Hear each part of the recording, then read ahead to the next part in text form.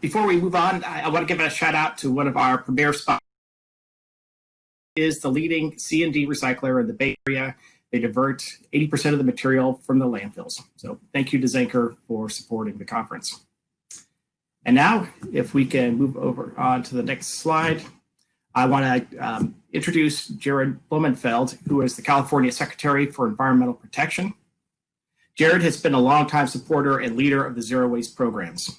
He was regional administrator of the U.S. Environmental Protection Agency for the Pacific Southwest and director of San Francisco's Department of Environment. In San Francisco, they adopted mandatory recycling and composting laws, bans on styrofoam and plastic bags, and achieved a 20% reduction in greenhouse gas emissions. He knows our issues. He is now in a pivotal role to lead California to new successes in zero waste, including supporting policies to be recommended soon from the new California State Recycling Commission in implementing the California Minimum Recycled Content Law for plastics adopted in 2020. And with that, I want to welcome Jared to the stage and hand it over. Hey, Alec. Great to be with you. It's fabulous that we get to, I was listening to Nina and David, and these issues aren't going away, and we really benefit by having everyone participating in this National Zero Waste Conference. So talking of San Francisco, I remember when in 2003 we set the goal of zero waste by 2020. 2020 just felt so long away. I mean, it was like, oh my God, we can set this goal of zero waste because 2020 is never going to come. As we found out this year, 2020 feels like it's never going to leave, but didn't quite get there. But I think they're like at 83%. Ruth later in the day can tell us where we're at. So really think that, we just heard about this regrettable substitution from transportation oil to plastics and the oil industry and kind of how we're thinking about all these things. I'm going to kind of talk through how we in Sacramento are looking at these issues, and we're only as good as all of you. We're only as good as you inform us of. So I'm definitely going to learn more of this conference than you will from me. But I'll try my best to let you know what we're thinking of.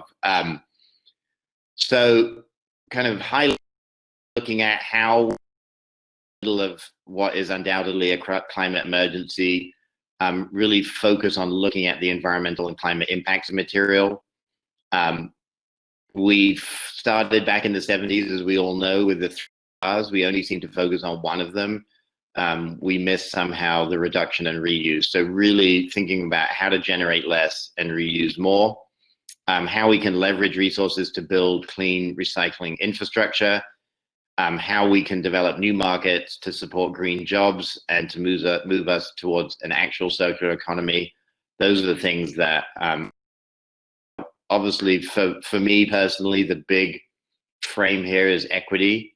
If we're having more trucks going through communities of color and low-income communities, we're on the wrong track. So really understanding that nexus is going to be critical for all of us. So, and it's something that I think we need to keep top of mind.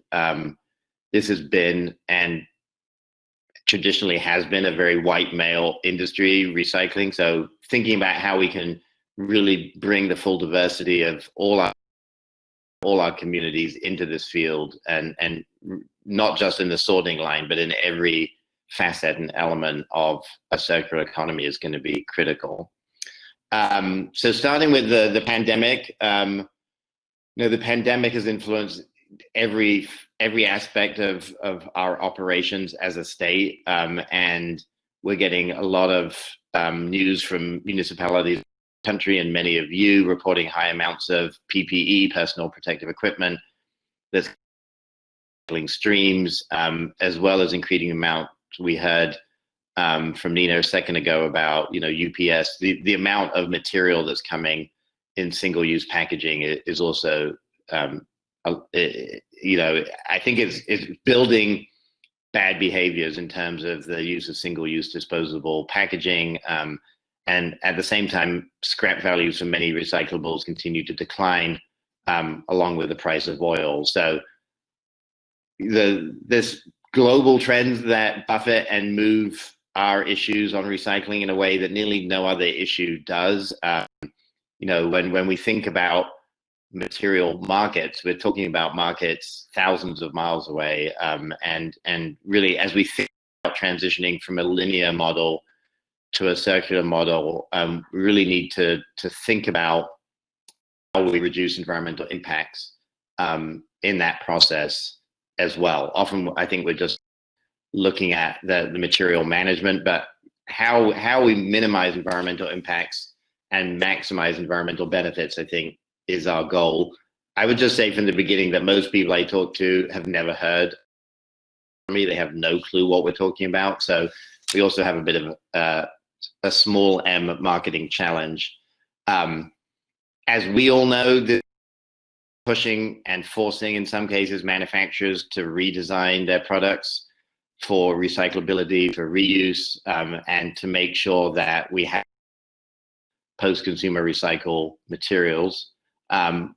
Currently, just from a systems design perspective, there's very little connection between what's designed, produced, and what's actually recycled within our existing infrastructure. There's not a thought really about how we reframe the entire process. And that's why I think the linear to circular analogy is an appropriate one. When it comes to existing infrastructure, we're always playing catch up. We're playing catch up now, and the fund exists for that infrastructure and lags because of the way it's funded through rates and other fee structures, what the needs are at the time. So an alignment of those two is critical. We're in the process, as many of you know, to define what reusable, recyclable, and compostable are in the state as required by a law called SB 1335.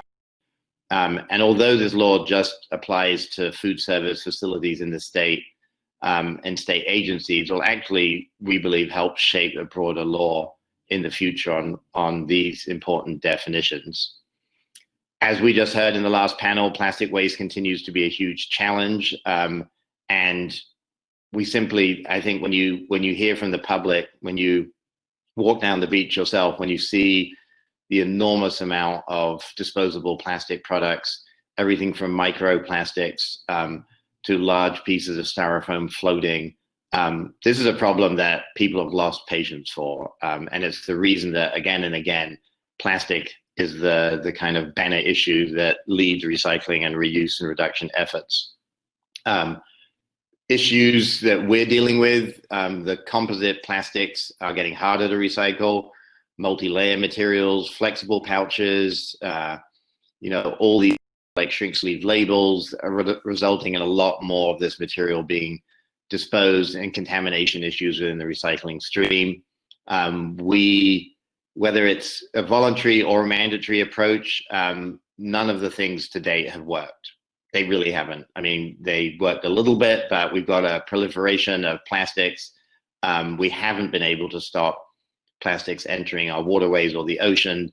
2015, an estimated 6,300 million, a lot of numbers there, 6,300 million metric tons of plastic have been generated. Nina talked about this a little bit, but only 9% had been recycled, 12% was incinerated, and 79% was accumulated in landfills or environment. So only 42% of plastic produced comes in a form of packaging, most of which is used and disposed within the same year it's produced. So when we think about these environmental claims about whether they're explicit or implied about recyclable or not, we've long regulated and forced folks to only sell things that actually can be compostable or biodegradable. But we're updating the plastic labeling statute to remove the chasing recycling arrows. All plastics are being recycled, and to update standards for labeling of plastic products. So it's sometimes feels to me overly incremental, but each little chip away at this, I think, is important. Next up is the importance of creating markets, new markets for recycled materials. Where we're never going to get to the place that we don't have these materials. We just need to have a lot less of them. They need to be reused, and we need to push recycling And so in September, on the 24th, Governor Newsom signed AB 793, which is the first in the nation minimum recycled content requirements, authored by Phil Ting for plastic beverage containers. It requires that beverage containers contain 50% recycled content by 2030, which is incredible. Unfortunately, these standards are the strongest in the world. I wish they weren't. I always wish someone would come and do something stronger sooner. But the goal of California, I think, with the strong leadership that we have, is to be able to push so that others can then adopt and realize that these things are achievable. And by pushing for more recycled content, really force manufacturers to look at sourcing those materials. Short-lived climate pollutants is another big area that we're focusing on. And as you know, 1383 is law for those who are junkies in this field. It's all an alphabet soup of numbers. For those of you who aren't familiar, SB is Senate bill, and then the number, and then AB is Assembly bill, both in the California Assembly, and where they originate, they get given a number, and that number becomes a shorthand. In this case, it's for short-lived climate pollutants. And 1383, the 75% of organic waste from landfill by 2030, which would reduce 4 million tons of GHG emissions annually. So we're working with all of you, each of your municipalities. We could spend an hour or more just on that particular issue because it's of such importance to the fight against climate change, but also to how we get implementation done. We, I think, really need to focus on, there's so much I could talk about.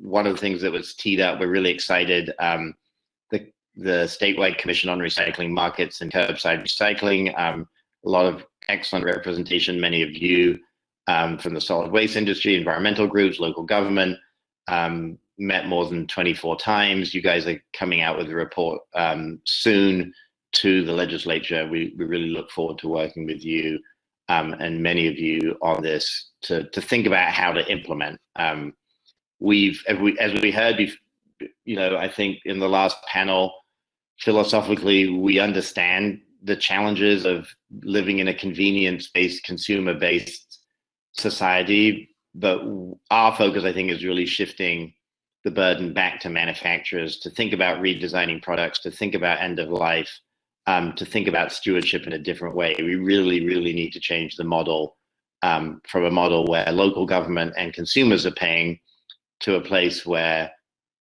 products are manufactured in such a way that waste is considered at every element. Reuse and reduction is part of the incentives, not just to create more and more and more and having maybe a slightly larger fraction of that more and more get recycled. That model cannot work any longer. So finally, as we think about rebuilding or rather refashioning our economy post-COVID, we have a huge opportunity. We want to make sure that many people saw National Sword as a huge failure or disaster. I actually saw it as a huge opportunity to bring back remanufacturing and recycling infrastructure to California. We shouldn't have anything that is sold in California that can't be recycled in California. And by building that infrastructure in the state, we 100,000 new green, good paying jobs, union jobs in the state that can be scaled nationally.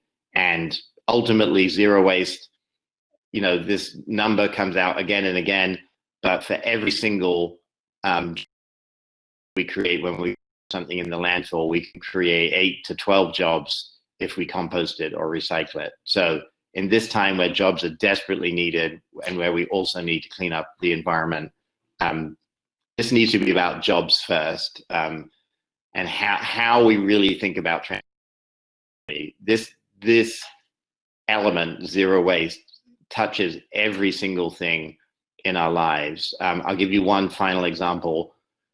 Walmart had a goal which they achieved of reducing packaging by 5% nationally. So that's 5%, not a huge goal. It took 100,000 trucks off the street permanently because you needed less trucks to move the same amount of goods because it was 5% less packaging. So this is that issue. That time has come, and we want to plan with you, fight with you to get what we need done, which is a zero waste economy.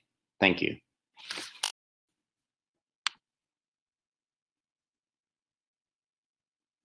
Hopefully you heard some of that. Okay, good. Alex is coming back on. Yes. Thank you, Jared. That was fantastic. So we have time for just a couple questions. I'll start off with the one that we're finding here at the top, most popular. I know a lot of this is done on a federal level, but are there steps that you think California can take to eliminate subsidies for extraction of virgin resources? Well, there's a lot of discussion right now. For those of you who are interested in it, I can try and put it in the chat in a second. We are doing these with UC Berkeley. We're funded through the legislature to look at the relationship between supply and demand in California. We extraction in California and understanding the impact on local communities. So for instance, if you go to Wilmington, it's not just oil extraction, it's oil extraction next to people's homes, next to hospitals, next to churches, next to very sensitive receptors. So how the governor is called at health and safety setbacks. So that's a big issue. And I think a really great intersectional issue between plastics and environmental justice. A second big one is he said we need to end fracking in California. So looking at the most destructive extraction practices is key. And then looking at all the issues of how we think about the framing of climate. Recycling has not been there at the top of the agenda, nor has water issues and a lot of issues that lead to climate. People just think of transportation. So I think to bolster the way we frame zero waste as a pathway to a climate resilient future. Mm-hmm. Bring in more of the sustainable materials management perspective into that conversation. Let's take one more question. Can you speak to what consumers can do to force movement towards reusables and refillables? The consumer role. Yeah, I used to. I mean, I've had a really fun opportunity to be at the state, federal, and local. I think at the local level, we believed, and I actually think this is a mistake for this time. I think we believed that individual action was the sole way of achieving that. And I think that's in the interest of manufacturers and the oil industry, because the more we're not paying attention on legislation, I mean, I think this is the time, Nina said this, but this is the time for bold legislation. And it isn't enough to just recycle. You have to do that. You have to, there was a question of David about how in a time of pandemic we can get people to use more compostables or reusables in food, serviceware, and takeout. Yeah, go to your local store. Say, I'm only going to go here if you switch to compostables. That's great. That's not going to change the world enough. So what we also need to do is set a baseline framework within the state of California on packaging. Because California, with 40 million people and being the 5th largest economy in the world, if we get that right here, it will impact the rest of the nation positively. You're not going to sell packaging to Nevada or Delaware if it's coming through California that doesn't meet California standards. So we have the opportunity to do something big. This next legislative session, I would want all the 188 people on this call to think about a legislative strategy that's unified. That's the other thing. We as a movement, zero waste, you would think, because it's a pretty definitive statement, that we as a zero waste community would be incredibly aligned, but we're incredibly fractured. So what I'd love us to do is what are the few things that we really agree need to happen and make sure they do happen in the next 6 months? Because this is our window, frankly. This is our window to get something big done, and we cannot wait. My big lesson to everyone is, and I'll end on this, it's a depressing note, but I spent 6 years at US EPA going through this dog and pony show with other agencies because I was desperately trying to change the recycled content of office paper from 30% to 100%. I went and met with everyone, the head of GSA, people in DOD, the Department of. No one was willing to take that brave step of going. And the answer was that the pulp and paper folks said that recycled office paper was not the highest and best use. The highest and best use, Alec, and this is what a crazy world we live in, is tissue paper. I'm like, tissue paper, like, that's really only going to be used once. And now we're in a pandemic, it's even used once. So we get a lot of bullshit from the other side that wants to defeat the movement. We need to act like our lives depend on this, because it kind of does. Like, we are in that, we pay a lot of lip service to being in an crisis. We actually are in one. And this is a way, an easy way, relative to all the other difficult things we need to do to change and transform our communities and societies and create a lot of jobs. And we just need to get on to do it. And I am more than partner to work with any of you to think about how we can work together. So with that, thank you, Alec. Okay, fantastic. Thank you, Jared. So everybody in California, you've got your marching orders. We need and beyond California, make sure our voices are being heard. Come on. Yes, absolutely. Yeah. Great. Good. So with that, we're going to take a quick break. We're running a little bit long, so we're going to short it down. We're just going to do a 10-minute break. But before we do that, Todd, if you can advance the slide. One more. Great. So I want to point out, we do have exhibitors who are going to be on the first and second floor. This shows you where they're located. We encourage you to stop by and visit with them, both during this break that's happening right now, and again, at the end of the day, we'll be coming back to them. Next slide.